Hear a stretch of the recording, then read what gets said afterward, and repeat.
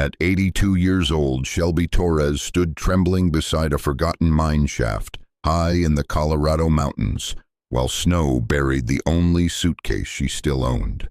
Just hours earlier, her own grandson had abandoned her at a roadside diner after stealing every dollar left in her bank account. Nobody came back for her. The old mine had been sealed for decades. After a deadly collapse, people in Black Hollow still whispered about with fear. But with freezing wind tearing through the mountains and nowhere left to survive the night, Shelby stepped into the darkness carrying a rusted lantern she found near the entrance.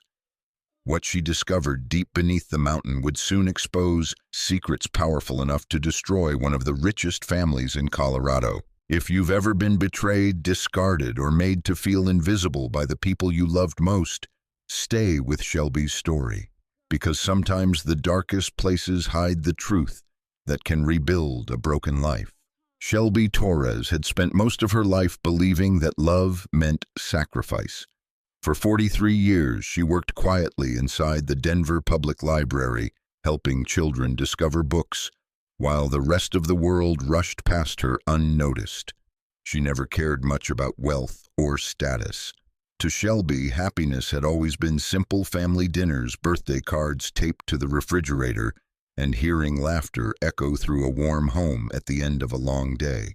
At 82 years old, her hands trembled slightly from arthritis, and her silver hair had grown thin around her temples, but her heart still carried the same fierce devotion it always had, especially for Mason. Her grandson had become the center of her entire world after tragedy destroyed the family years earlier. Shelby still remembered the phone call that changed everything. Rain had hammered against her kitchen windows that night when police informed her that her daughter Elena had been killed by a drunk driver outside Colorado Springs. Mason had only been 12 years old, then frightened, skinny, and crying so hard he could barely breathe during the funeral. Shelby stepped in without hesitation. She emptied her retirement savings to raise him. She attended every school meeting, every football game, every graduation ceremony. When Mason wanted expensive business courses in college, Shelby refinanced her home to help pay tuition. "You're my future," she used to tell him softly. And for many years, Mason seemed grateful, but gratitude changed after success arrived. By his early 30s, Mason Torres had transformed into an ambitious real estate investor, obsessed with money, luxury, and status.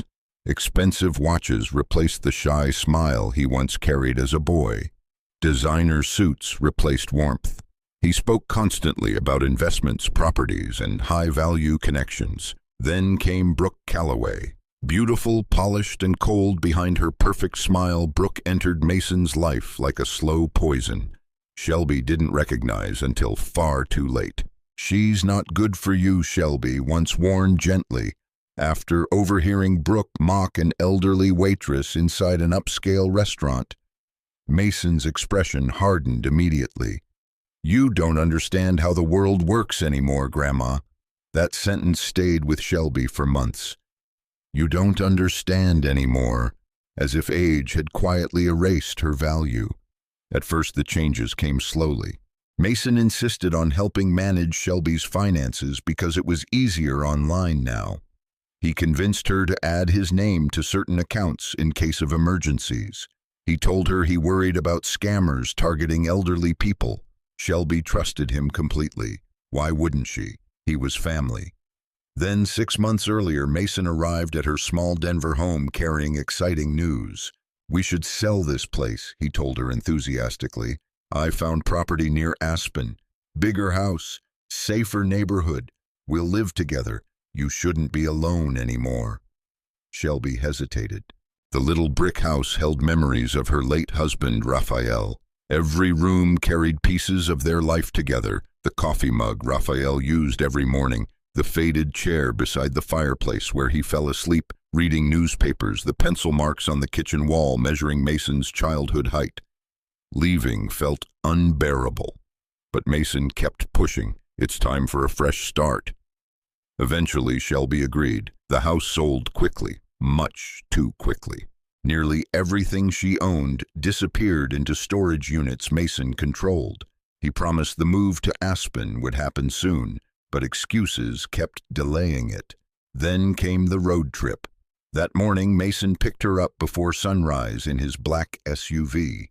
Brooke sat in the passenger seat, scrolling silently through her phone, while Shelby climbed carefully into the back seat, clutching her purse and winter coat. "Where exactly are we going again?" Shelby asked with a tired smile.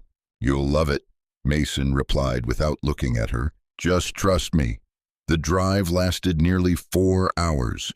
Snow covered the highways as Colorado's mountains grew taller around them. Shelby tried making conversation several times, but Brooke barely acknowledged her existence, and Mason answered with distracted one-word responses.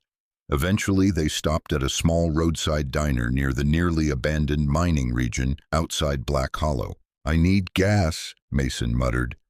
"Wait here and grab something warm." Shelby nodded. Inside the diner, she ordered coffee and sat alone beside the frosted windows. Country music played softly overhead, while truckers moved in and out through the cold afternoon air. 20 minutes passed, then 40. Shelby's stomach tightened uneasily. She stepped outside into the freezing wind. The SUV was gone. At first she thought Mason had moved the vehicle somewhere else, but deep inside her chest, something terrible already knew the truth. Her shaking fingers searched inside her purse for her phone. No signal. Her bank card declined when she tried paying for coffee. Confused and embarrassed, Shelby called the bank from the diner's payphone.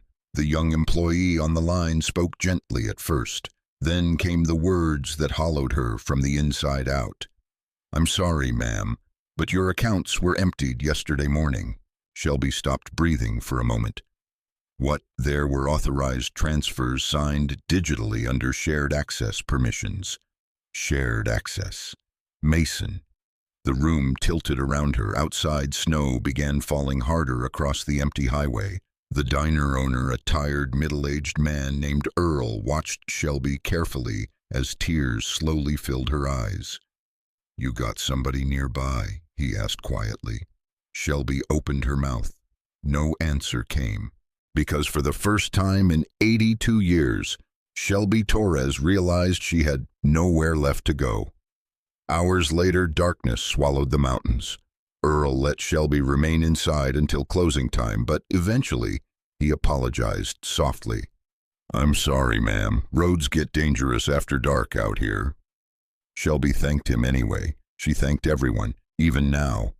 Pulling her thin coat tighter against the brutal wind, she stepped alone into the Colorado night carrying one battered suitcase. Snow crunched beneath her boots as distant mountains disappeared behind swirling white storms. The highway stretched endlessly in both directions, empty except for old power lines trembling in the wind. Her fingers had already gone numb by the time she reached the edge of Black Hollow. Most of the old mining town stood abandoned now. Rusted buildings leaned sideways beneath decades of snow and neglect. Broken signs creaked softly in the darkness. Shelby's breathing grew weaker. The cold cut through her bones like knives. She could feel exhaustion creeping dangerously into her chest. Then she saw it.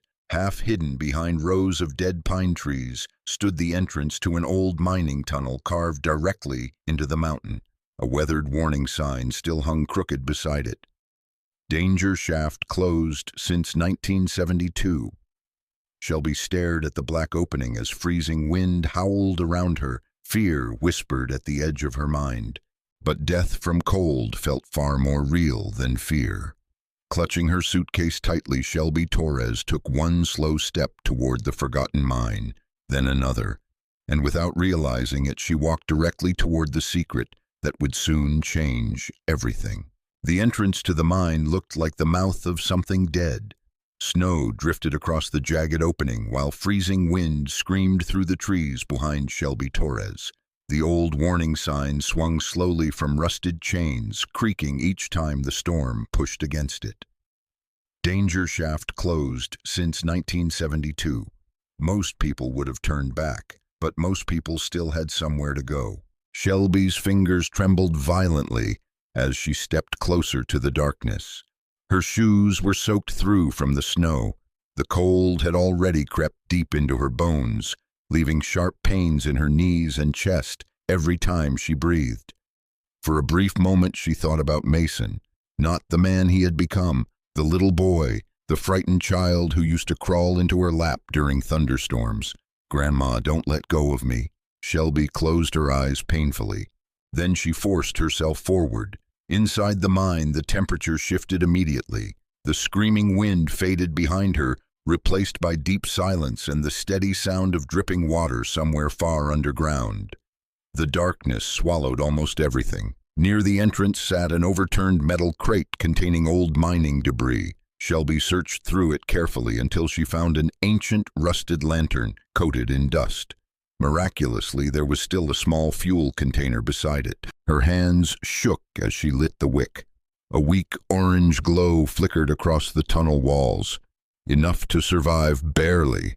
The air smelled of wet stone rust and something older, like decades of forgotten history buried beneath the mountain. Shelby moved slowly deeper inside. Wooden support beams stretched overhead, cracked and rotting with age. Thick cables hung loose from the ceiling like dead vines. Every few steps, loose gravel shifted beneath her feet, echoing sharply through the endless tunnels. Fear pressed heavily against her chest. One collapse, one wrong step, and nobody would ever find her. But exhaustion pushed her onward. After nearly 15 minutes, Shelby found a small side chamber where miners had once rested. Rusted lockers lined one wall. An overturned table sat near a collapsed stove blackened by soot. Someone had left behind old coffee tins, cracked playing cards, and faded newspapers dated October 1971. Shelby carefully lowered herself onto a wooden crate, breathing hard. The lantern light danced softly across the chamber. For the first time since Mason abandoned her, silence settled around her completely. No traffic, no voices, no lies, only the mountain. Tears slowly filled her eyes. At 82 years old, Shelby Torres had become homeless inside a forgotten mine shaft. The thought should have broken her completely. Instead, something stranger happened. She felt numb, as though betrayal this deep existed beyond ordinary pain. After several minutes, Shelby removed her wet coat and wrapped herself in an old canvas tarp she found nearby.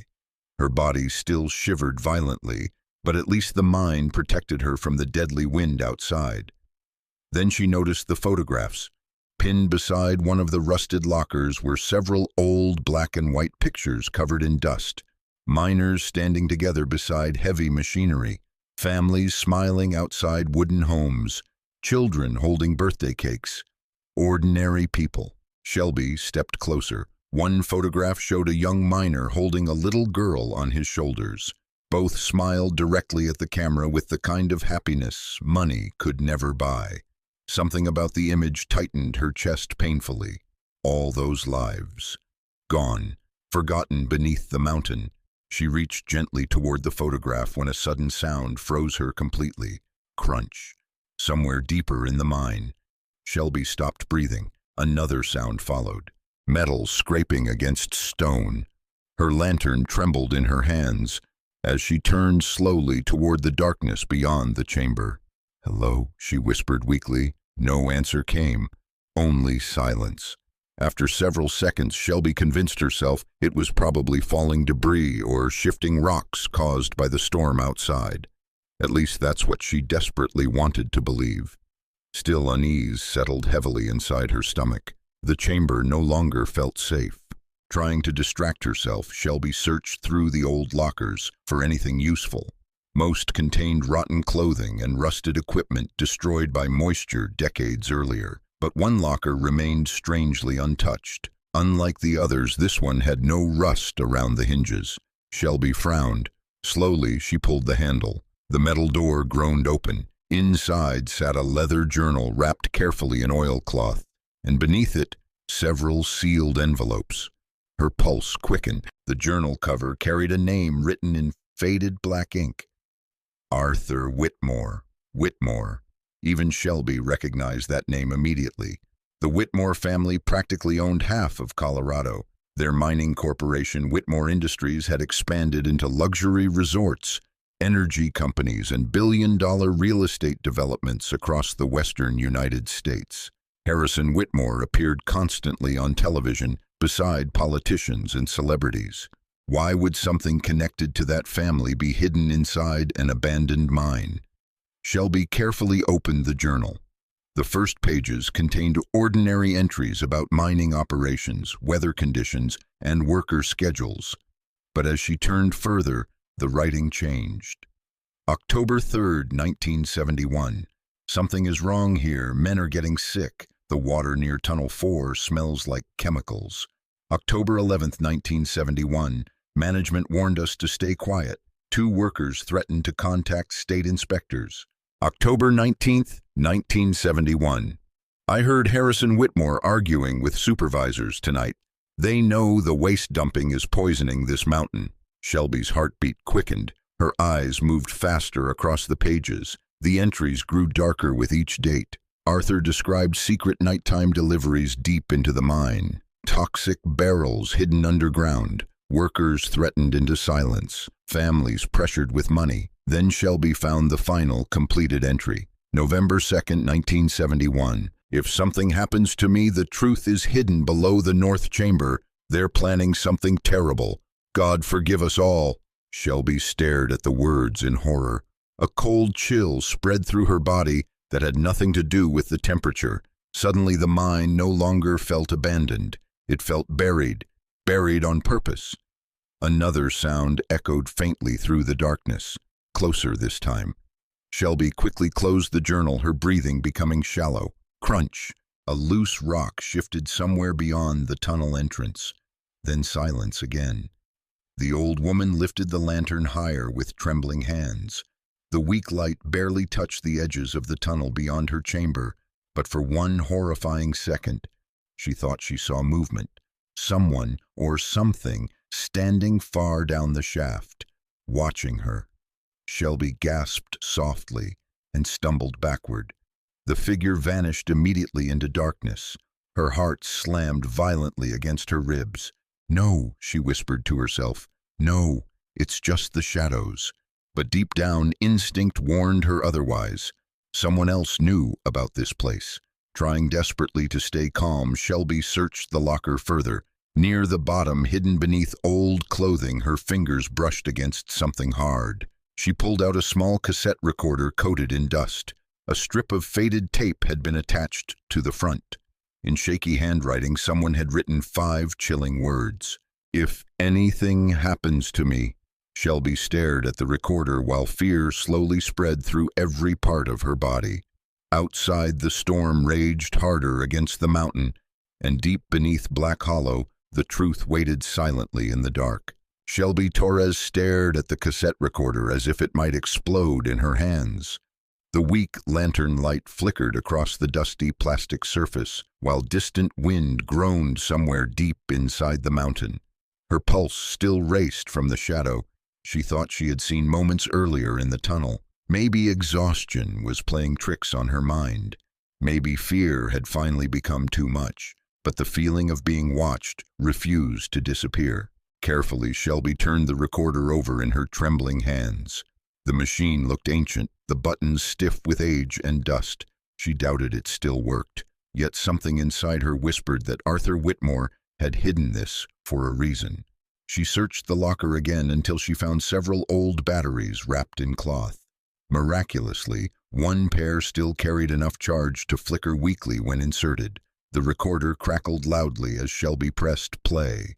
At first, only static filled the chamber. Then came breathing, uneven, nervous, and finally a man's voice.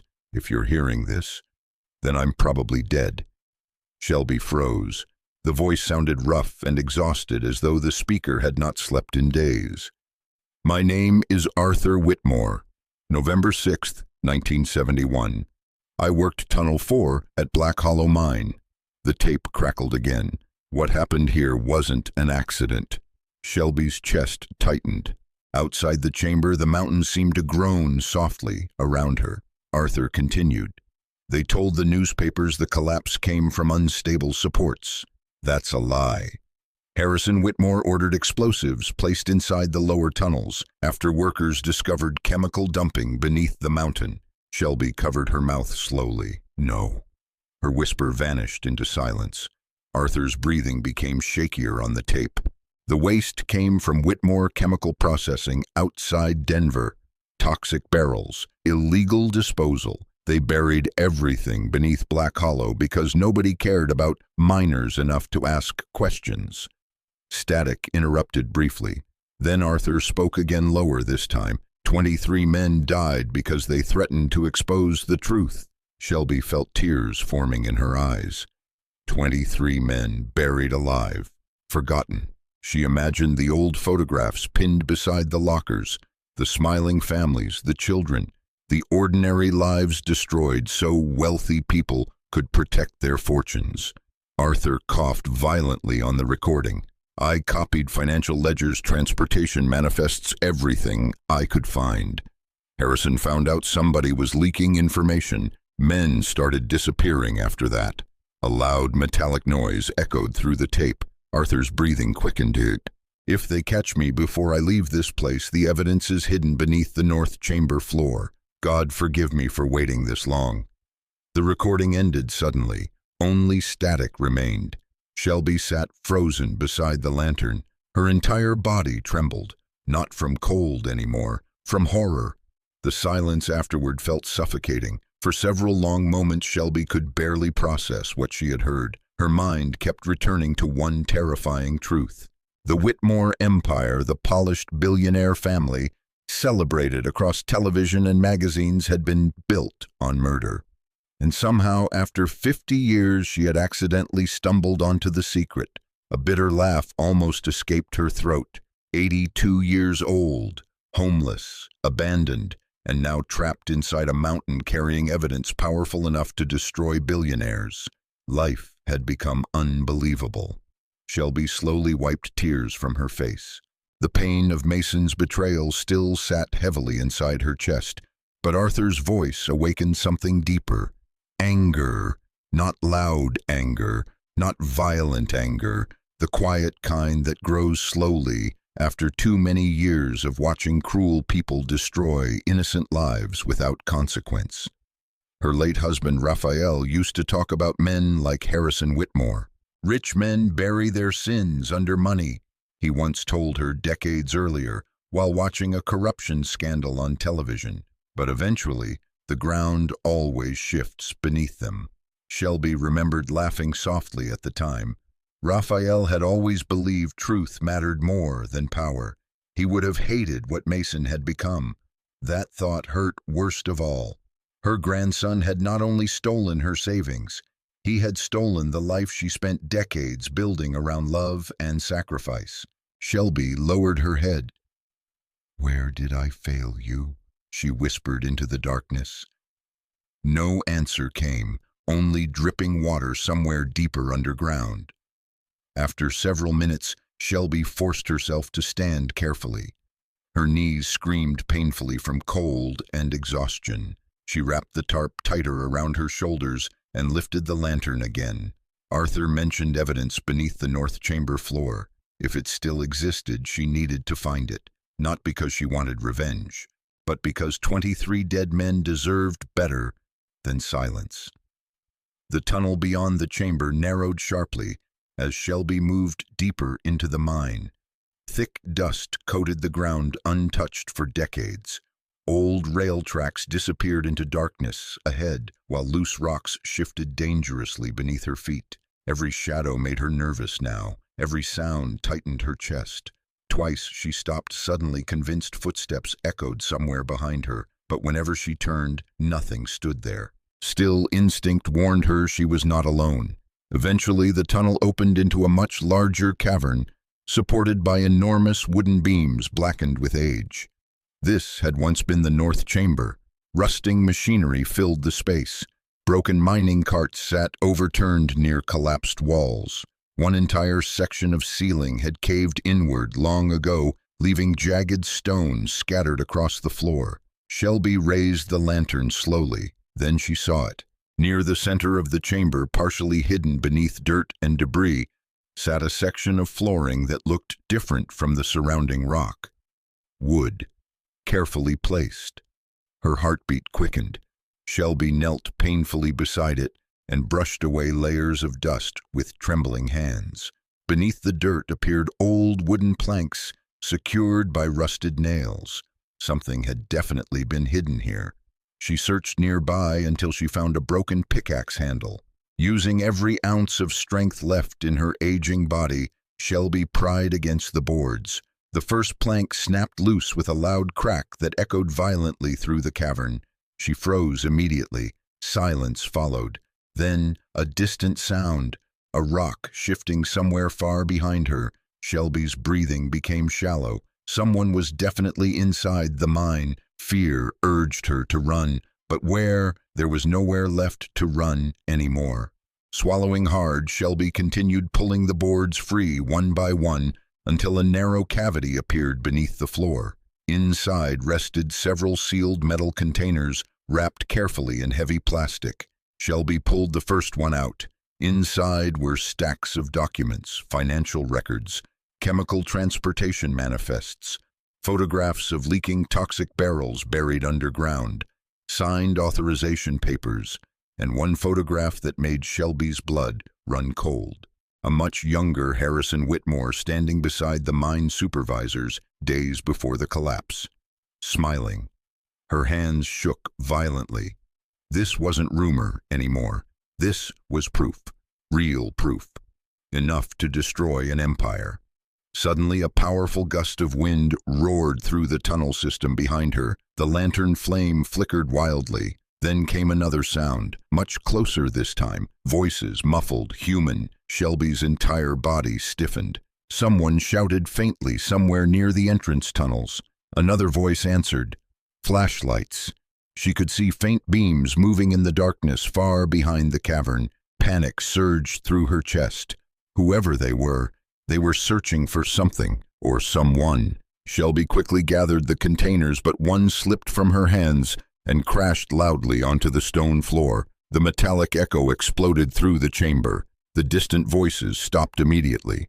For one horrifying second, the entire mine fell silent. Then a flashlight beam suddenly swept across the far tunnel wall, and someone shouted, "There, down there." There, down there. The voice exploded through the mine like a gunshot. Shelby Torres grabbed the metal containers instinctively and stumbled backward as flashlight beams bounced violently against the cavern walls. Panic surged through her chest so hard she thought her heart might fail completely. At 82 years old, running was no longer simple. Every movement hurt, every breath burned, but fear could still move a body farther than pain.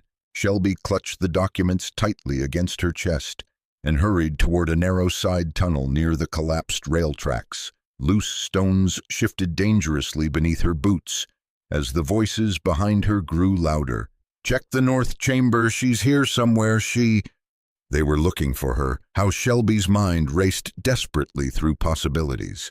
Had someone seen her enter the mine? Had Mason reported her missing? Or worse, did the Whitmore family somehow know the evidence still existed? The tunnel narrowed sharply ahead, forcing Shelby sideways between damp stone walls. Her lantern shook violently in her trembling hand, throwing shadows wildly across the rock. Behind her, flashlight beams swept closer. Then came another voice. "Ma'am, wait." The tone sounded different, not threatening, human. Shelby ignored it and kept moving. Years of trusting the wrong people had stripped away her ability to believe easily anymore. The tunnel curved suddenly before opening into a smaller passage lined with rusted pipes. Shelby's breathing had become ragged now. Sharp pain stabbed beneath her ribs each time she inhaled. She couldn't keep running much longer. Then, without warning, her foot caught against loose metal hidden beneath the dirt. Shelby cried out softly as she fell hard against the tunnel wall. The lantern slipped from her hands, rolling across the ground before stopping near the pipes. Pain shot through her shoulder. The containers scattered across the floor. No, no. Her fingers scrambled desperately toward the documents. Footsteps thundered closer. A flashlight beam suddenly flooded the tunnel. Shelby froze. A tall man stepped around the corner with both hands raised cautiously. "Easy," he said quickly. "I'm not here to hurt you." He looked to be somewhere in his early 50s, rugged and exhausted, with dark stubble covering his jaw and heavy lines carved around his eyes. Snow still clung to his coat and boots from outside. Behind him, the tunnel remained empty. No security team, no armed men, just him. Shelby still pressed herself tightly against the wall. "Stay back," she whispered weakly. The stranger noticed the scattered documents immediately. His expression changed. The moment he saw the Whitmore records lying across the dirt floor, for one brief second, real shock crossed his face. "Oh my God," he muttered. Shelby's fear deepened instantly. "You know what these are?" The man hesitated. Then he slowly lowered his flashlight. "My name is Daniel Mercer." The name meant nothing to Shelby, but something in his tired voice felt honest. Or maybe she simply wanted someone to be honest again. "I used to be a journalist," Daniel continued carefully. "Denver Tribune, Investigative Division." Shelby stared at him uncertainly. "I don't care. I think you should." His voice softened slightly. "Because 15 years ago I nearly lost everything trying to investigate Harrison Whitmore." That caught her attention immediately. Daniel noticed. "The Black Hollow collapse," he said quietly. "There were rumors for decades. Toxic dumping, missing workers, cover-ups. Every lead disappeared before I could prove anything." He looked directly at the documents scattered near Shelby's feet. "But this..." His voice lowered almost to a whisper. "This is proof." Shelby's hands tightened protectively around the containers. "How do I know you're not working for them?" Daniel gave a bitter laugh. "If I worked for Whitmore, I wouldn't be living in a broken trailer outside a dying mining town." The sadness behind his words felt real, too real to fake. Slowly, Daniel crouched several feet away to avoid frightening her further. "I heard from Earl at the diner that an elderly woman wandered toward the mountain during the storm. Most people around here know these tunnels aren't safe." Shelby lowered her eyes. "I didn't have anywhere else." The confession came out smaller than she intended. Daniel studied her silently for a moment, not with pity exactly, with recognition, as if he understood what losing everything looked like. "You found Arthur Whitmore's records?" he asked carefully. Shelby nodded once. "And a tape recording." Daniel's expression darkened immediately. "Then we're in serious trouble." Fear returned sharply inside Shelby's chest. "What do you mean?" Daniel exhaled slowly before answering. "Harrison Whitmore spent 50 years burying this scandal. You think people like that leave loose ends alive?" The tunnel suddenly felt much colder. Shelby glanced nervously back toward the darkness. "The men outside. I saw vehicles near the mine entrance before I came in." Daniel's jaw tightened. "Private security. Whitmore uses them for everything." Shelby's breathing quickened again. "They know I'm here. Probably." A terrible silence settled between them.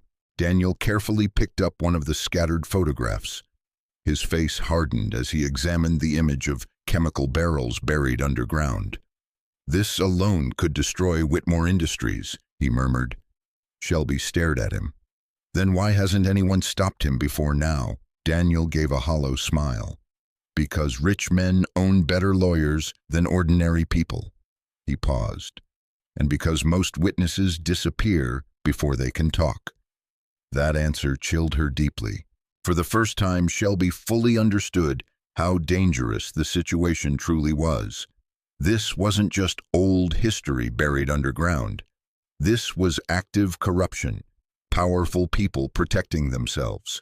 And somehow, after a lifetime spent shelving library books and baking birthday cakes, she had walked directly into the center of it. Daniel carefully helped Shelby gather the remaining documents into the containers again. "You shouldn't carry these alone," he said quietly.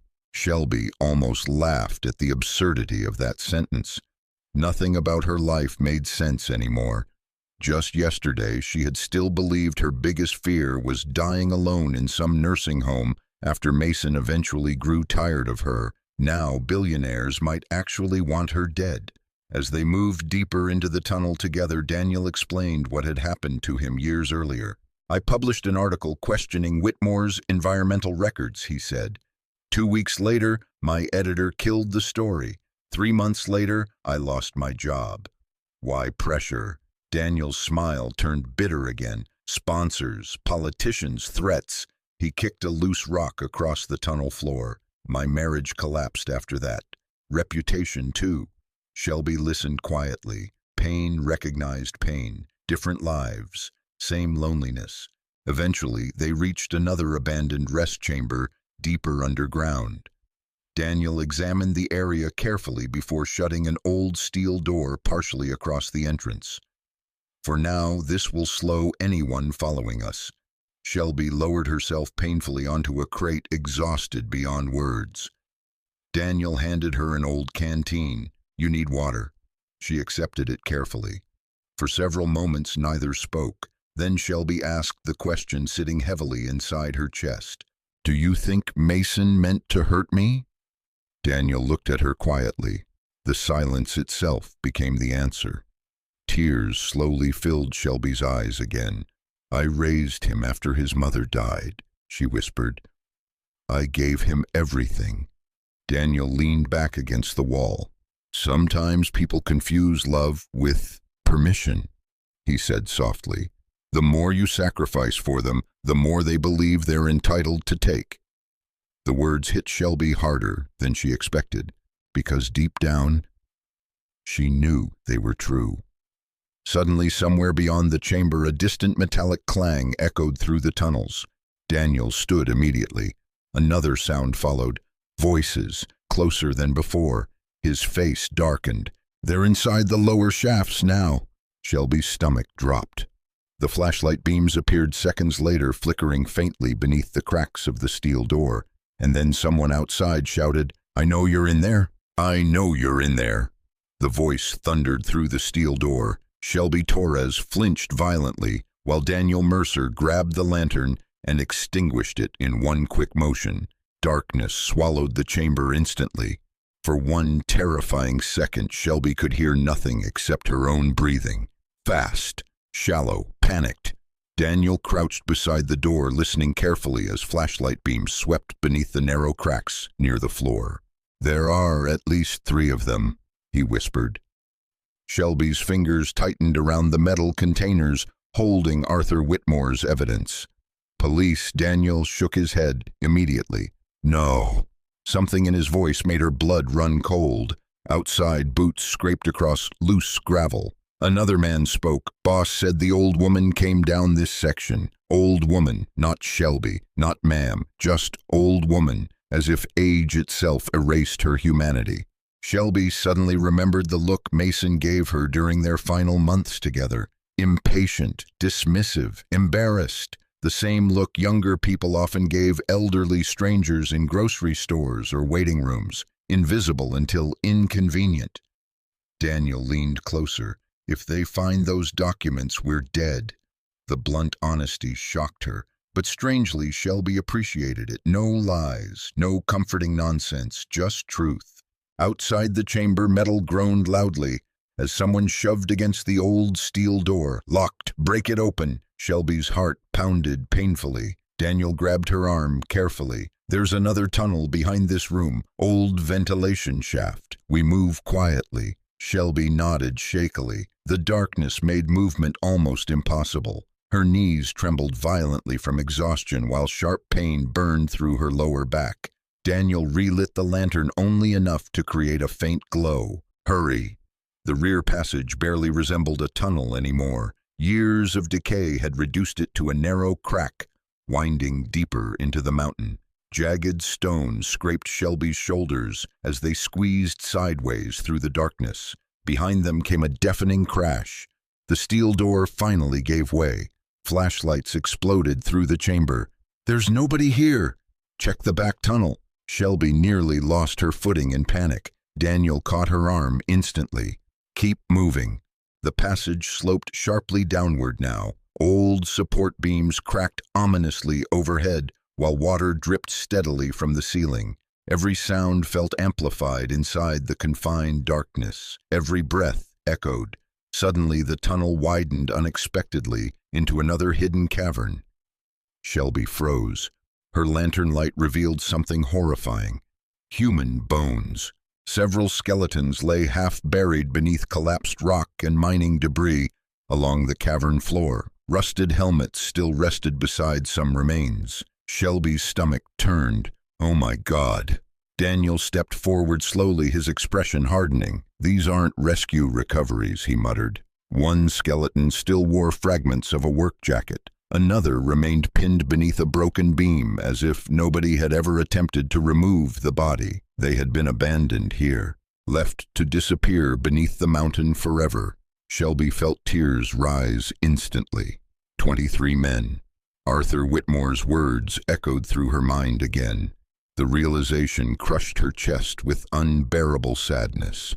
These miners had families waiting for them, wives, children, parents praying somebody would bring them home. Instead, powerful men buried the truth beside their bodies and walked away rich. Daniel slowly removed a small camera from his coat pocket. "You okay?" he asked quietly. Shelby nodded weakly, though she wasn't sure it was true. Daniel began photographing the remains carefully. This alone changes everything. Shelby looked around the cavern again. One skeleton rested near a collapsed toolbox, fingers still wrapped around a rusted wrench. Another body appeared much smaller than the others, younger. Shelby suddenly imagined Raphael standing among them, or Mason. The thought broke something inside her. "No family deserves this," she whispered. Daniel paused briefly before answering. "No, they don't." For several moments, silence filled the cavern except for the camera clicks and distant echoes from the tunnels behind them. Then suddenly, a rock shifted loudly somewhere above. Both froze instantly. Voices echoed faintly again. "They came this way," Daniel cursed softly under his breath. "They're tracking us faster than I thought." Shelby's breathing became ragged once more. "I can't run much farther." The admission hurt her pride deeply, but her body had reached its limit. Daniel studied the cavern carefully before pointing toward another narrow opening partially hidden behind debris. There, the passage looked unstable and dangerous, but there was no other choice. As they climbed carefully over fallen beams, Daniel finally spoke again. "You should know something." Shelby glanced at him. "I wasn't entirely honest earlier." Fear tightened inside her chest immediately. Daniel noticed. "I'm not working for Whitmore," he said quickly, "but years ago, I accepted money to stop investigating Black Hollow." Shelby stopped moving. "What?" His face filled with shame. "My editor wasn't the only one pressured. Whitmore's people offered me enough money to disappear quietly." He lowered his eyes, and I took it. The confession hung heavily between them. Why tell me now? Because those men deserved better than my cowardice. Shelby studied him silently. For a long moment she saw not a hero or villain, just another broken human being carrying regret, different from Mason, but broken all the same. What happened after she asked quietly? Daniel gave a hollow laugh. "I drank away most of the money, lost my career anyway, lost my marriage too." He looked around the cavern filled with dead miners. Turns out guilt doesn't spend very well. Shelby surprised herself by placing a hand gently against his arm.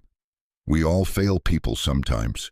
Daniel looked at her carefully after that, as though he couldn't remember the last time anyone offered kindness without wanting something in return. A sudden vibration interrupted the moment. Daniel pulled out his cell phone. One bar of signal flickered weakly underground. A text message appeared. "Unknown number, we know who you are with." Daniel's expression darkened instantly. "What is it?" Shelby whispered. He hesitated, then showed her the screen. Fear spread through Shelby's body like ice.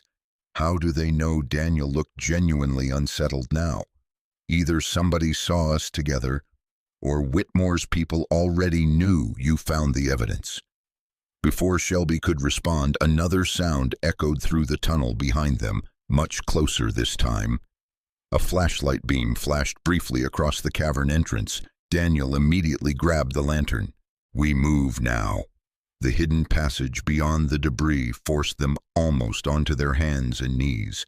Dust filled the air while loose rocks shifted dangerously overhead.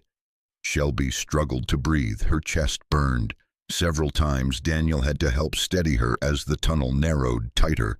Then halfway through the passage the mountain groaned, a deep, terrible sound. Daniel froze instantly. "Don't move." The ceiling cracked loudly above them. Small stones rained downward. Another voice echoed faintly behind them. "There I see light." Then came the gunshot. The blast exploded through the tunnel system like thunder. Shelby screamed instinctively. The bullet struck stone somewhere nearby, sending rock fragments flying across the passage. And suddenly the unstable ceiling gave way. The mountain roared. Daniel shoved Shelby forward violently as the tunnel collapsed behind them in an avalanche of rock and dust. Darkness swallowed everything. The force threw Shelby hard against the ground. Her ears rang painfully.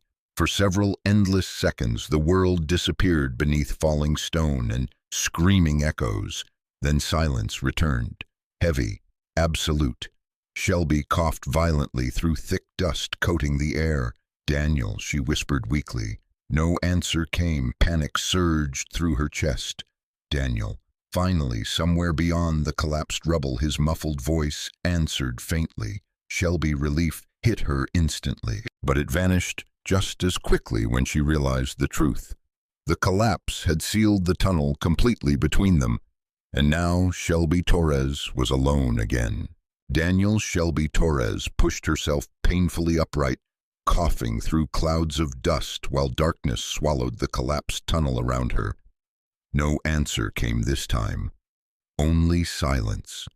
Heavy rocks completely blocked the passage where Daniel had stood seconds earlier.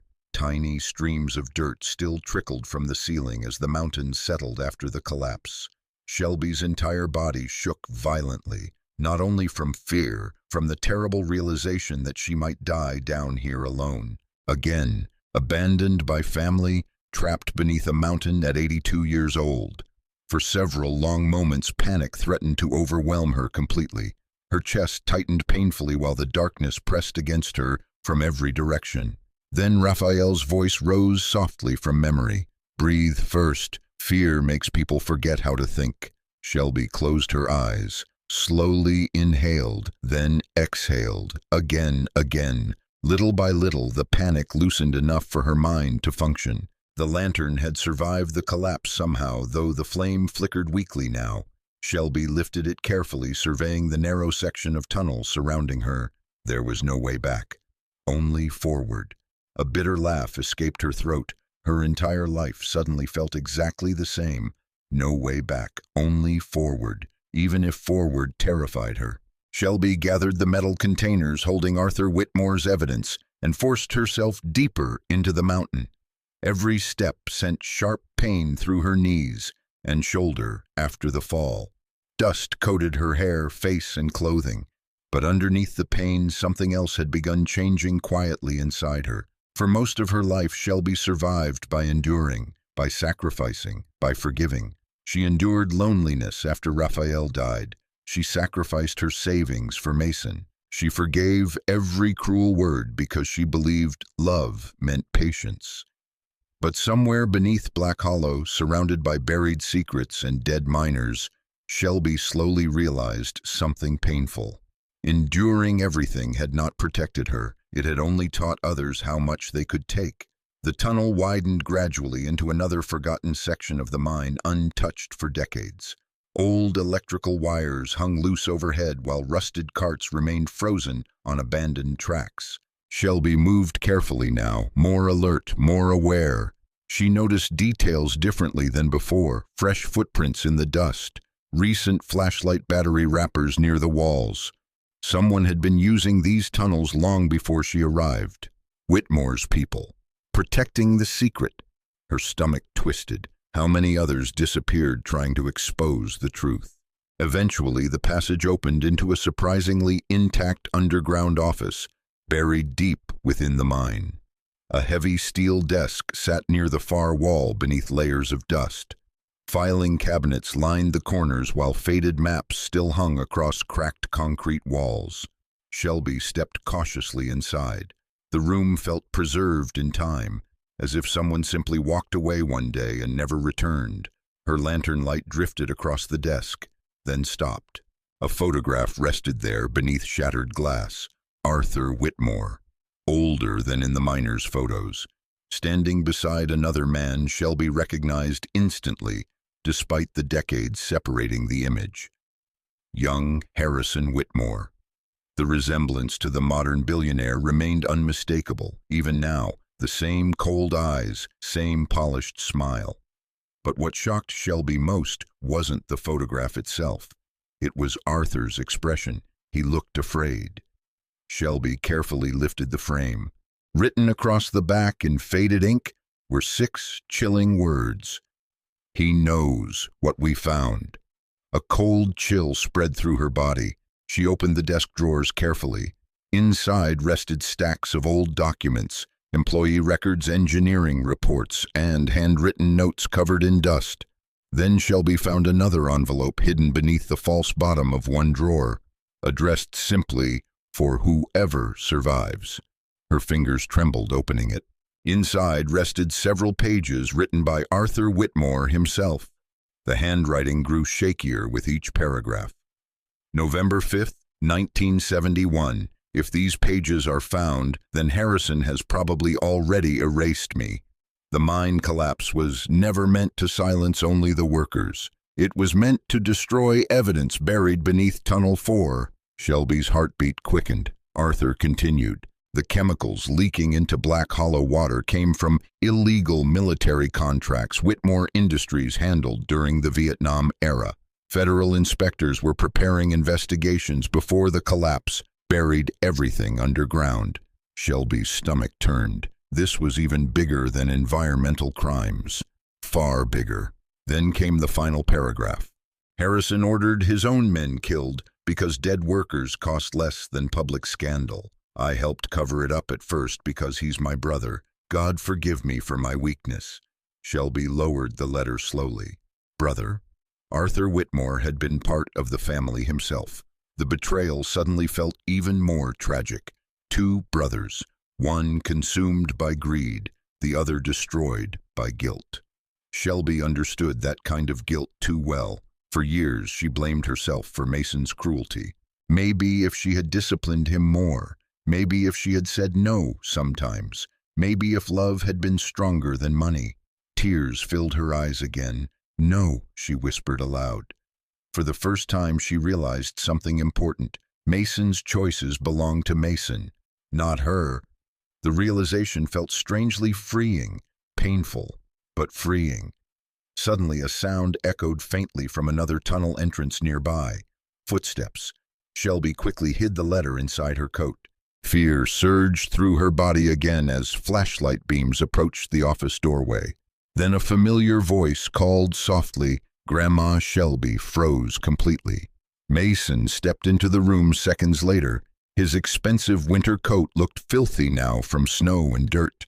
Fear and exhaustion lined his face beneath several days of stubble. For one brief moment, Shelby saw the little boy he used to be.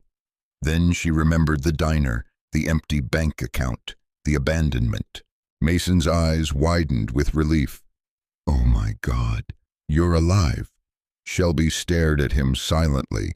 He stepped closer carefully. I've been looking everywhere for you. The words almost sounded sincere. Almost. How did you find me? Shelby asked quietly. Mason hesitated. That doesn't matter right now. We need to leave. Shelby noticed something immediately. He wasn't asking if she was hurt, or hungry, or cold. His eyes kept drifting toward the metal containers beside her feet, toward the evidence, and suddenly she understood everything. Mason stepped closer again. Grandma, there are dangerous people searching these tunnels. You mean Whitmore's men? His silence answered her instantly. Pain crossed Shelby's face. You're working with them. No, Mason snapped quickly. It's not like that. Then explain. Mason ran both hands through his hair anxiously.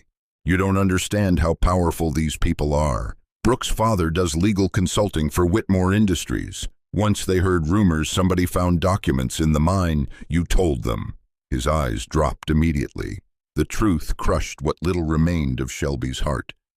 Mason looked ashamed now, but not ashamed enough. I was trying to protect us, he muttered weakly. By stealing from me, I needed money. The words exploded out suddenly. You have no idea what pressure feels like anymore. Investments were collapsing, debts piling up. Brooke was threatening to leave. Shelby stared at him in disbelief. So that was it, not desperation, not survival, vanity, pride, greed. The boy she raised had traded love for status long ago. And somewhere along the way, he stopped seeing her as family, only as something useful. Mason stepped forward again, lowering his voice carefully. Listen to me, give me the evidence. I can fix this. Shelby almost laughed through her tears. Fix this. The same promise he used before destroying her life. For the first time in decades, something hardened quietly inside Shelby Torres. Not hatred, strength, real strength. She stepped backward protectively beside the containers. No. Mason blinked in shock. Grandma, no more lies. Her voice shook, but it did not break. I gave you everything I had, Mason, and you left me to die. Guilt flashed across his face briefly, then disappeared beneath desperation again. You don't understand what these documents are worth. And there it was, the final truth. Money, always money. Shelby looked at him sadly. No, she whispered. I finally understand exactly who you became. Mason's expression darkened instantly. Then before Shelby could react, he lunged forward and grabbed one of the containers. Sorry, he muttered. And with that, Mason Torres turned and disappeared back into the tunnels, carrying part of the evidence, leaving his grandmother alone inside the mountain once again. Mason Shelby Torres stumbled forward instinctively, but pain shot violently through her knees before she could take more than 2 steps. By the time she reached the tunnel entrance, her grandson had already disappeared into the darkness, carrying part of Arthur Whitmore's evidence. Only the echo of his footsteps remained.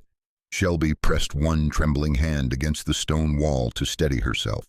For several seconds she simply stood there, breathing hard, while grief rolled through her chest like another cave collapse. Not because Mason stole the documents, because even now, even after abandoning her to freeze beside a highway, he still chose money over her life.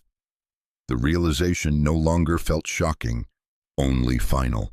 A quiet tear slid down Shelby's face before she wiped it away firmly. No more, she whispered. For the first time since Elena died, Shelby Torres stopped making excuses for the boy she had raised. Mason was no longer a lost child needing rescue. He was a grown man making his own choices, and those choices were destroying him. A distant rumble echoed through the tunnels overhead. The mountain groaned softly again. Shelby looked upward nervously. This place was becoming more unstable by the hour. Carefully, she gathered the remaining evidence into one container and tucked Arthur's handwritten confession inside her coat. Whatever happened next, she refused to let the truth disappear again. Then another sound reached her ears, faint, muffled. Shelby Daniel. Relief rushed through her instantly. She grabbed the lantern and followed the voice deeper into the tunnels. Several narrow passages branched in different directions, forcing her to move carefully through the collapsing maze. Daniel, she shouted back. A flashlight beam suddenly flickered far ahead. Moments later, Daniel Mercer emerged from another tunnel covered in dust and blood from a cut above his eyebrow. When he saw Shelby alive, exhaustion visibly left his face. I thought the collapse buried you, and I thought the same about you. Daniel noticed her expression immediately. What happened? Shelby hesitated only briefly. Mason found me. Daniel's jaw tightened, and he took part of the evidence. For 1 second, anger flashed across Daniel's face. But then he saw the deeper pain behind Shelby's eyes. He threatened you, no. The answer sounded somehow even sadder. He just chose himself again. Daniel lowered his head quietly. Neither spoke for several moments. Finally, Shelby handed him Arthur Whitmore's confession letter. Daniel read quickly, and his face lost color almost immediately. "My God, it's worse than we thought." "Yes," he whispered, "much worse." He looked up sharply. "If this reaches federal investigators, Whitmore Industries is finished."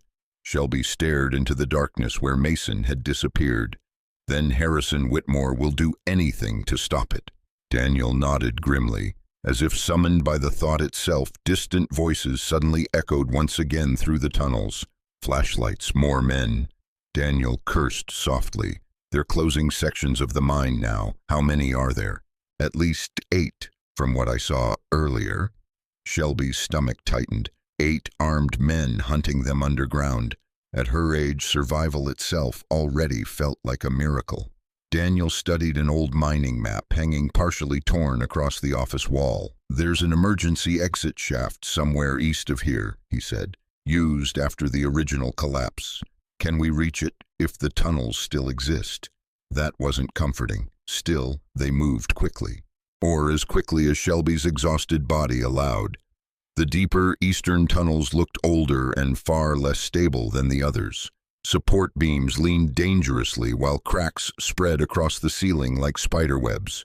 Twice they heard voices nearby and extinguished their lights, completely hiding motionless behind rock formations, while Whitmore's security teams passed through neighboring shafts.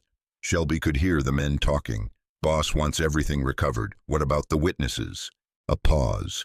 Then another man answered coldly. "Accidents happen in unstable mines." Shelby's blood ran cold. Daniel's face hardened beside her. Now there could be no doubt. Harrison Whitmore intended to bury them with the truth. Eventually, the tunnel sloped upward sharply. Fresh air drifted faintly through the darkness ahead. Daniel's eyes widened slightly. "That's it. We're close." Hope flickered inside Shelby for the first time in hours. But hope vanished almost instantly when another flashlight beam suddenly appeared ahead of them. 2 security men stepped into the passage. Everyone froze. The larger guard reached immediately for his radio. Daniel slammed into him before the sentence finished. The tunnel exploded into chaos. Shelby cried out as the lantern crashed across the ground. One guard smashed against the wall while Daniel struggled violently with the second man near the narrow ledge overlooking a deep mining pit. "Run," Daniel shouted, but Shelby didn't move. At 82 years old, her body refused panic anymore. Instead, she grabbed a rusted shovel leaning against the tunnel wall and swung with every ounce of strength left inside her. The metal struck one guard across the shoulder, hard enough to send him crashing sideways. Shock filled the man's face, probably because nobody expected resistance from an elderly woman. Daniel used the moment instantly, shoving the second guard backward into loose support beams. Wood cracked violently overhead. "Shelby, move!" They ran together as the unstable tunnel behind them collapsed in a thunder of falling timber and stone, sealing the guards beneath debris. Neither spoke for several seconds afterward. Finally, Daniel glanced sideways at her. That was impressive. Shelby surprised herself by laughing breathlessly. A real laugh. Small, but real, so was yours. For one strange moment inside the darkness, both remembered what being alive felt like. Then Daniel's phone buzzed sharply in his pocket. Weak signal had finally returned. His expression changed immediately after reading the screen. "What is it?" Shelby asked. Daniel looked stunned. "Federal investigators. What I sent evidence backups before the collapse." He swallowed hard. "The files leaked online an hour ago." Shelby stared at him. "You already exposed them." "Partially, enough to trigger warrants." A distant siren echoed faintly through the mountain above. Then another. Daniel's eyes widened. Police. Not Whitmore security this time. Real police. At nearly the same moment, far above the tunnels, helicopters thundered across the stormy Colorado sky. News spread quickly once the evidence reached the internet. By sunrise, every major station in Denver carried the same headline: Whitmore Industries linked to deadly. 1971 mine cover-up. Hidden chemical dumping, murder allegations, missing workers. The empire Harrison Whitmore spent 50 years protecting had finally started collapsing. And somewhere beyond the tunnels, Mason Torres realized too late that he had chosen the wrong side. Because when he arrived at Harrison Whitmore's private mountain estate carrying stolen evidence and demanding protection, the billionaire never even invited him inside. Instead, Whitmore's attorney met him at the gate with armed security. "You should leave town," the attorney warned coldly. "Mr. Whitmore doesn't know you." Mason's face drained of color. "You said you'd help me." The attorney smiled slightly. "You involved yourself in criminal theft and obstruction. That sounds like your problem." Then the gates closed directly in front of him. For the first time in years, Mason Torres understood what abandonment truly felt like. Meanwhile, deep beneath Black Hollow, Shelby and Daniel finally reached the emergency shaft ladder leading upward through the mountain. The climb nearly destroyed her. Every rung burned through her exhausted muscles, while freezing wind poured downward from above. Several times Shelby nearly fell, but Daniel stayed beneath her the entire climb. Almost there, he kept repeating. Finally, after endless effort, Shelby pulled herself through the hatch opening. Cold sunrise flooded her eyes instantly. Fresh mountain air hit her lungs. And there, stretching across the snowy valley below Black Hollow, stood rows of police vehicles surrounding Harrison Whitmore's properties. The empire was falling, and for the first time in decades, truth was finally rising to the surface. By noon, Black Hollow no longer belonged to silence. Police vehicles crowded the frozen roads leading into the abandoned mining town, while helicopters circled above the mountains like vultures over exposed bones. Satellite news trucks lined the streets beside rusted buildings that had sat forgotten for decades. Now the entire country suddenly cared about Black Hollow, because buried beneath its mountain were 23 dead miners, and a scandal powerful enough to destroy one of America's richest families. Shelby Torres sat wrapped in a thick blanket inside the back of an ambulance while paramedics checked the deep bruising along her shoulder and ribs.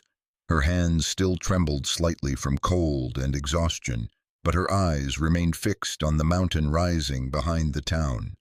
The mine entrance had been sealed off with police tape now.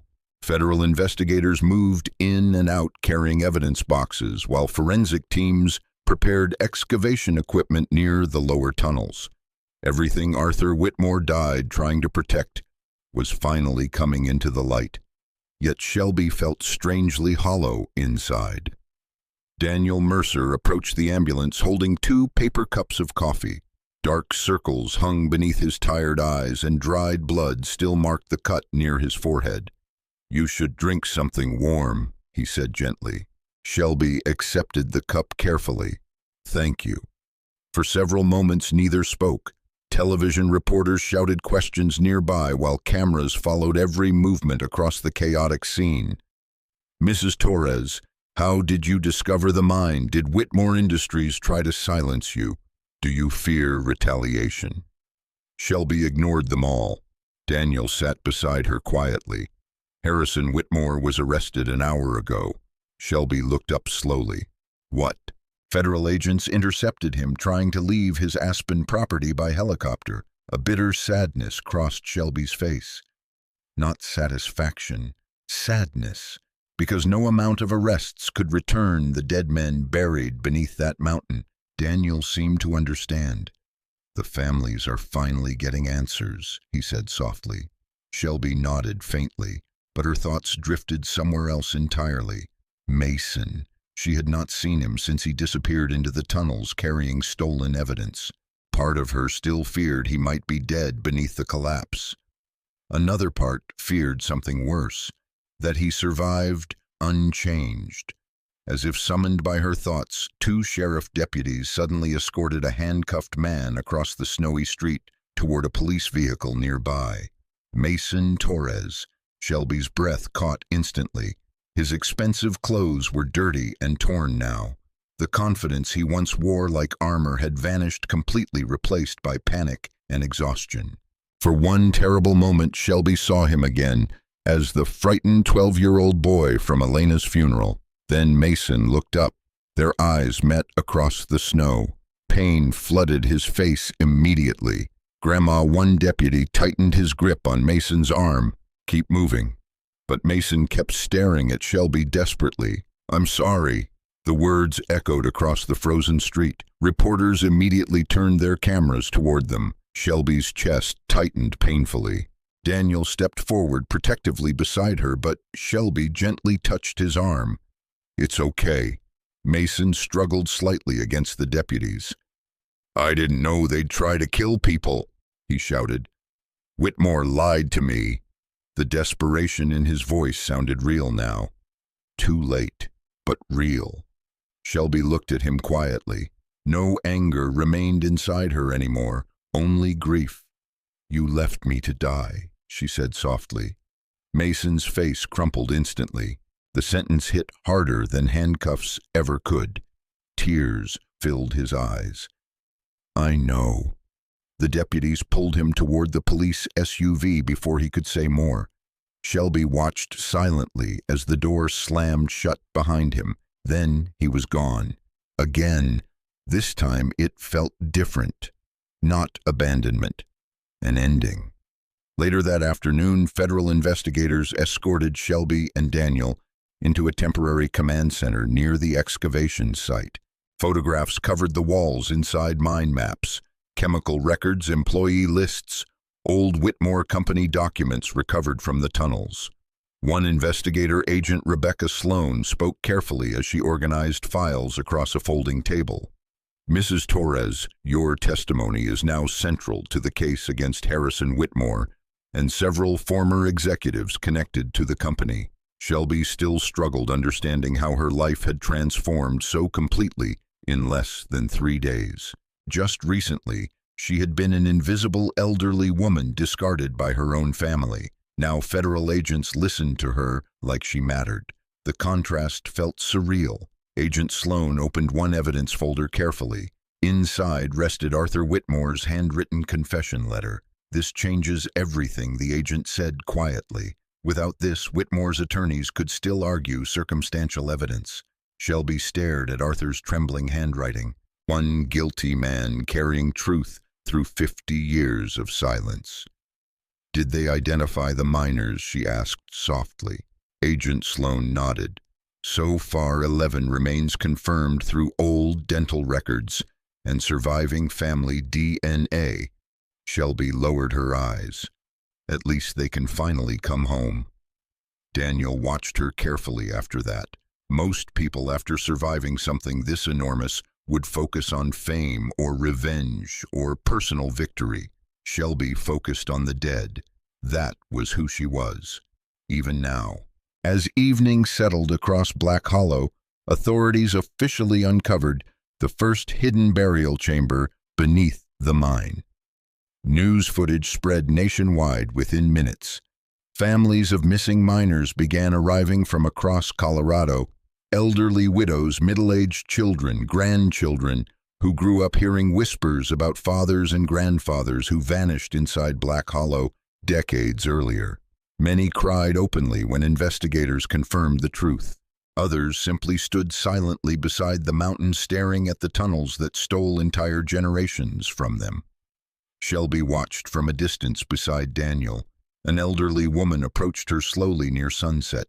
She looked close to Shelby's age, fragile and thin beneath a heavy winter coat.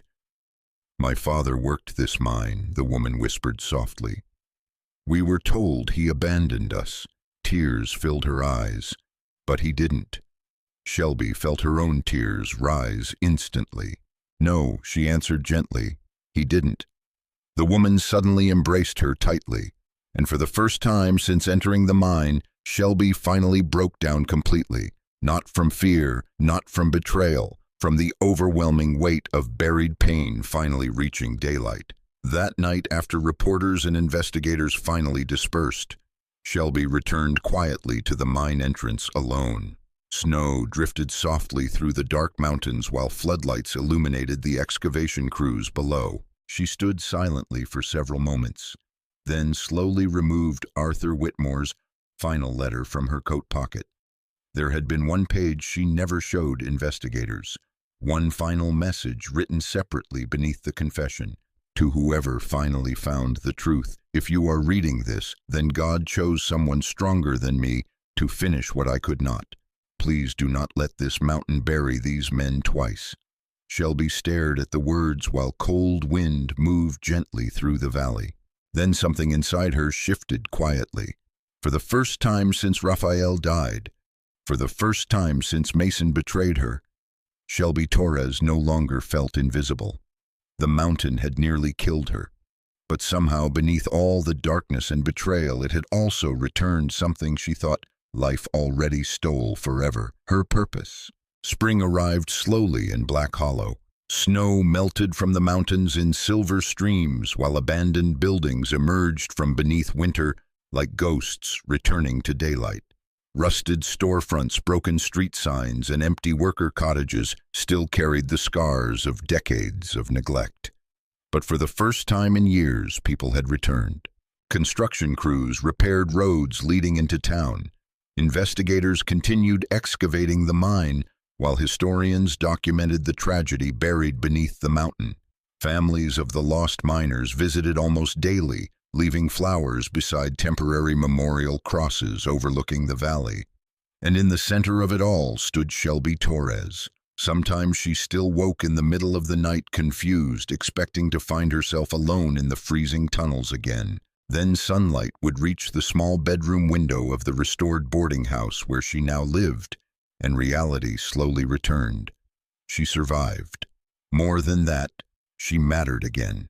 The thought still felt strange.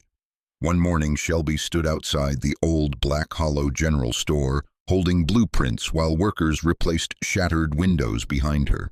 At 82 years old, she moved slower now, often leaning on a wooden cane Daniel Mercer had carved for her himself. But despite the bruises that still lingered beneath her skin, something inside Shelby had become stronger than it had been in decades. Purpose gave old bones surprising strength. "You're overworking yourself again." Daniel approached carrying 2 coffee cups, smiling tiredly beneath the morning sunlight.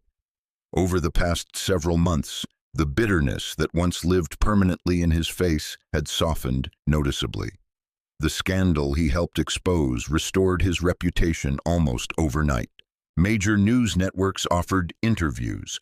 Publishers offered book deals. Former colleagues who ignored him for years suddenly called again. Daniel rejected most of it. Instead, he stayed in Black Hollow. "With everything happening, somebody has to make sure you don't accidentally rebuild the entire town alone," he joked gently. Shelby smiled faintly. "I spent 40 years organizing library shelves. Compared to that, rebuilding a mining town feels manageable." Daniel handed her the coffee. Together they watched volunteers unload lumber from trucks near the center of town. Some were descendants of the miners who died beneath Black Hollow. Others were simply ordinary people moved by the story after national news coverage spread across the country. Pain had turned strangers into community. It reminded Shelby of something Raphael once told her long ago. Good people always find each other eventually. For the first time since losing him, she believed that might still be true. Using compensation funds awarded after the Whitmore trials began, Shelby quietly purchased several abandoned buildings throughout Black Hollow. Most expected her to move somewhere comfortable after the settlement money arrived. Instead, she invested nearly all of it back into the forgotten town. One building became a historical museum, honoring the miners and documenting the cover-up. Another transformed into temporary housing for displaced elderly people who had nowhere else to go. That project mattered most to Shelby, because after surviving abandonment herself, she noticed how many older people quietly disappeared from society once they became inconvenient. Divorced women sleeping inside cars, widowers abandoned in overcrowded care homes, veterans forgotten after medical debt consumed their savings. Invisible people, just like she had once become. No senior should ever feel thrown away. Shelby told a local reporter during an interview. The statement spread widely online. Within weeks, donations arrived from across the country, not because people pitied Shelby, because they recognized truth when they heard it. One afternoon, Shelby walked carefully through the nearly finished shelter alongside a woman named Margaret Ellis, a 76-year-old widow who lost her apartment after medical bills consumed her retirement savings. "I never thought I'd start over at this age," Margaret admitted quietly. Shelby touched her arm gently. "Neither did I." The two women stood silently for a moment inside the warm dining hall volunteers had just completed. Sunlight streamed through clean windows while workers painted walls nearby. It wasn't luxury, but it was dignity, and dignity mattered. Later that evening, Shelby sat alone on the porch outside her small boarding house room while mountains darkened beneath sunset. Her body ached constantly now. The cold from the mine seemed to linger permanently inside her joints. Some nights she struggled climbing stairs. Age still existed. Pain still existed. But hopelessness no longer did. Daniel approached quietly, carrying a stack of mail. "You've become popular," Shelby sighed softly. "Please tell me those aren't more television interviews." "Worse." He handed her one envelope separately. Shelby recognized the return address immediately. "Colorado State Correctional Facility." "Mason!" Her stomach tightened instantly. For several seconds she simply stared at the letter without opening it. Daniel sat beside her quietly. "You don't have to read it." "Yes," Shelby whispered. "I think I do." Her fingers trembled slightly as she unfolded the paper. "Grandma, I know I probably don't deserve to write you anymore. Maybe I never deserved half the things you gave me. I blamed everyone except myself for a long time. Brooke left. My friends disappeared. Turns out money only attracts people who love money. But sitting alone in here every night, I keep remembering things I ignored before. Pancakes after school, you staying awake when I had fevers, the way you sold your jewelry to help me through college. I don't know when I became someone capable of hurting you. I'm sorry." "Mason." Shelby lowered the letter slowly. Tears filled her eyes again, though softer this time. Not forgiveness, not yet, but something close to mourning. Daniel watched her carefully. "What are you thinking?" Shelby stared toward the mountains. "That love without boundaries can become destruction." Daniel nodded quietly. Then Shelby surprised herself by smiling faintly. "But maybe destruction doesn't have to be the end." Several weeks later, Black Hollow officially opened the memorial site, honoring the 23 miners buried beneath the mountain. Hundreds attended the ceremony. Families stood together holding photographs of fathers and grandfathers finally brought home after 50 years of silence. At the center of the memorial stood a bronze plaque engraved with every victim's name. Shelby approached slowly with her cane while cameras flashed around her, but she barely noticed them anymore, because this moment wasn't about fame, it was about truth finally surviving long enough to matter. As sunset spread across the valley, Shelby placed one white rose beneath the memorial. Then she looked toward the old mine entrance one final time. The same darkness that nearly became her grave had somehow rebuilt her life instead. And standing beneath the Colorado sky, surrounded by people who once felt forgotten too, Shelby Torres realized something powerful. Even broken lives can become shelters for others. 5 years later, Black Hollow no longer looked like a forgotten mining town. The broken roads had been rebuilt. Warm lights glowed from restored buildings each evening while visitors traveled from across the country to tour the Memorial Museum and learn the truth buried beneath the mountain for over half a century. Children now played in streets once swallowed by silence. The old boarding house had expanded into a permanent community center for struggling seniors. Some stayed temporarily after losing homes or family support. Others remained for good, finding friendship and dignity during the final chapters of their lives. And above the entrance stood a bronze sign carrying words, "Shelby Torres chose personally, no one is disposable." Those 4 words became the heart of Black Hollow. At 87 years old, Shelby moved slower than ever now. Her silver hair had turned almost completely white, and arthritis bent her hands painfully during colder mornings.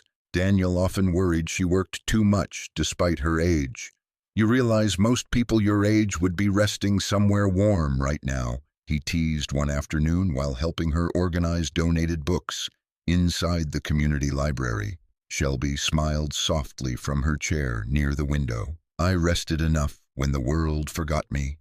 Daniel laughed quietly. The years had changed him too. His book about the Black Hollow scandal became a national bestseller, restoring the career he once believed ruined forever. Universities invited him to speak about investigative journalism, corruption, and buried history. But no matter how successful he became, Daniel always returned to Black Hollow, because somewhere along the way, the broken town had rebuilt him too. "You have another visitor," he said gently. Shelby looked up from the book in her lap. Reporter number Daniel hesitated slightly. Then he stepped aside. Mason Torres stood quietly in the library doorway, older now, thinner. The arrogance that once shaped his posture had disappeared completely. Prison and regret had worn the sharpness from his face, leaving behind something far more human. Fear, real fear. For a long moment, neither Shelby nor Mason spoke. The silence carried 5 years of guilt between them. Finally, Mason lowered his eyes. "Hi, Grandma." Shelby's chest tightened softly, not with anger anymore, with memory. She still remembered holding him after Elena died, teaching him how to tie his shoes, watching him blow out birthday candles beside Raphael, and she remembered the diner, the stolen money, the mountain. All of it existed together now. Pain and love tangled too deeply to separate completely. Daniel quietly left the room without speaking. Mason stepped forward slowly. "I wasn't sure you'd let me come." "I wasn't sure either," Shelby admitted honestly. That answer hurt him. She could see it immediately. Good. Some pain needed to be felt fully before healing became possible. Mason glanced around the library. "You built all this." "We built it," Shelby corrected gently. "A lot of forgotten people helped." Mason nodded silently. For several moments he simply looked at her, then tears suddenly filled his eyes. "You look smaller." Shelby almost smiled. "That's what happens when people get old." "No," he whispered painfully. "That's what happens when people carry too much."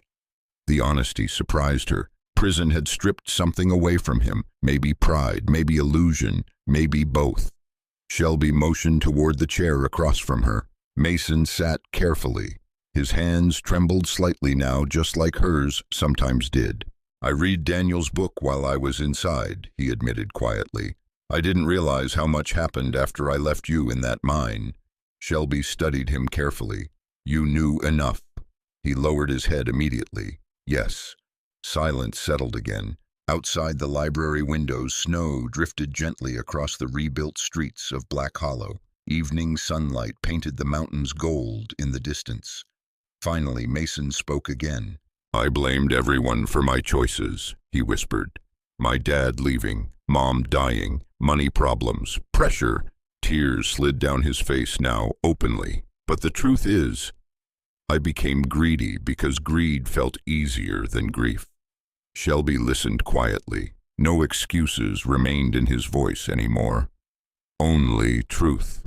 "I thought success would protect me from feeling weak," Mason continued, "but all it did was turn me into someone I barely recognize now."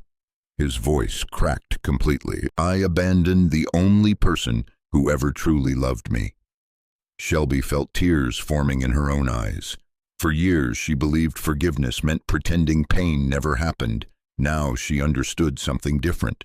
Forgiveness meant refusing to let pain poison what remained of your life. Not for the other person, for yourself. Slowly, Shelby reached across the table and placed her fragile hand over Mason's trembling fingers. He broke down instantly. Real sobs, the kind grown men spend years trying not to make. "I'm sorry," he whispered repeatedly. "I'm so sorry." Shelby squeezed his hand gently. I know. Those 2 words carried everything. The pain, the betrayal, the love that somehow survived anyway. Mason wiped his face shakily. You shouldn't forgive me. Shelby looked toward the mountains outside the window. When I was trapped inside that mine, she said softly, I kept thinking losing everything would destroy me. She smiled faintly, but it didn't. Her eyes returned to his. It showed me who I was without money, without family titles, without people telling me I mattered. Mason listened silently. And who are you? He asked quietly. Shelby's expression softened. A woman who survived. The room fell still. Then Shelby added something else. And survival means learning when to carry pain, and when to finally set it down. Mason cried again after that. But this time the tears looked different. Not selfish, not desperate. Human. Outside evening settled fully across Black Hollow, while lights flickered warmly through the rebuilt town below the mountains. Later that night, Shelby walked slowly with her cane toward the memorial, overlooking the old mine entrance. Snow crunched softly beneath her boots, while cold wind moved gently through the pine trees. The mine remained sealed permanently now, no longer a tomb, no longer a secret. A memorial, a warning, a beginning. Daniel stood waiting near the overlook. How'd it go? He asked softly. Shelby looked out across the valley. I think he finally understood what money can't buy. Daniel smiled faintly. And you? Shelby thought carefully before answering. For years she feared becoming invisible, forgotten, disposable. But standing there beneath the Colorado sky, surrounded by a town rebuilt from buried pain, she realized something powerful. A life did not lose value simply because others failed to appreciate it. And sometimes the people society discarded carried enough strength to rebuild entire communities. Shelby looked toward the first rays of sunrise beginning to touch the distant mountains. 5 years earlier, she entered Black Hollow with nothing except fear and heartbreak. Now she stood surrounded by purpose, truth, and people who loved her not for what she owned, but for who she became after surviving. The darkness beneath the mountain had nearly buried her forever. Instead, it taught her how to rise.